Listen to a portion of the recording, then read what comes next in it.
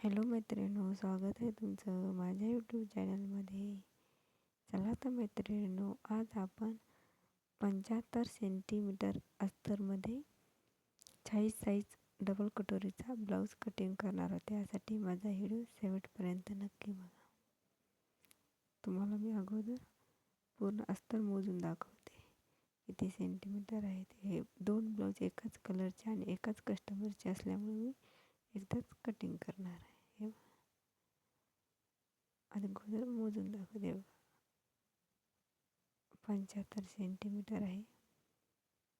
हे 2 एकाच कलरचे आणि एकाच कस्टमरचे असल्यामुळे मी एकदाच कटिंग करणार आहे. सर्वात आधी आपण पूर्ण एकावर एक व्यवस्थित ठेवून घ्यायचे.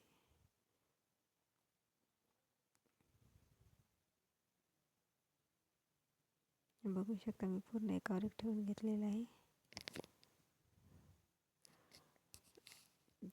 ब्लाऊज मोठा असेल आणि अस्तर जर कमी पडत असेल ना, सर्वात आधी आपण पेपर कटिंग जसा पेपर आहे तसे पूर्ण कटिंग केल्यामुळे काय होतं, आपल्याला कपडा ॲडजस्ट करता येते आणि डायरेक्ट कपडा कट करायचं. बघू शकता मी पूर्ण मार्किंग कपडा जास्त लागतो, त्यासाठी पेपर कटिंग करून घ्यायची आणि नंतर बिलकुल वाढवायचं नाही आपला पेपर. ते बरोबर मार्जिन सगळं मी कटिंग त्यामुळे आपल्याला जसा पेपर असेल कमी पडत नाही आणि आपली कटिंग करून पण छान होती.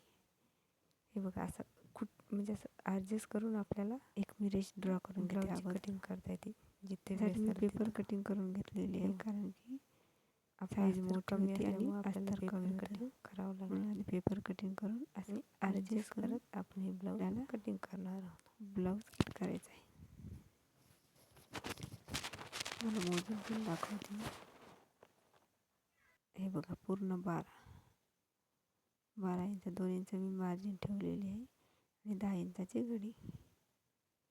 तुम्ही पण मोठी जर साईज असेल तर सरळ पेपर कटिंग करून घ्यायची आणि नंतर ॲडजस्ट, म्हणजे आपल्याला पेपर जिथे व्यवस्थित बसेल तिथे ठेवून घेता येते. बघू शकता मैत्रिणींनो, मी पूर्ण जसे पेपर आहे तसं पूर्ण मार्किंग करून घेते. एकाच वेळेस 2 ब्लाऊज कमी वेळेत झटपट होते असं आपलं काम होतं आणि एकाच वेळेस 2 ब्लाऊज बी कट होते.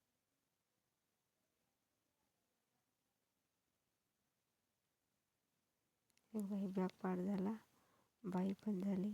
आता हे कटोरीचा साईड पार्ट आहे.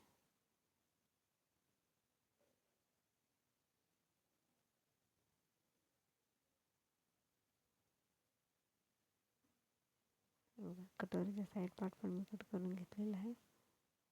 त्यानंतर आपण ही कटोरी कट करून घेऊ.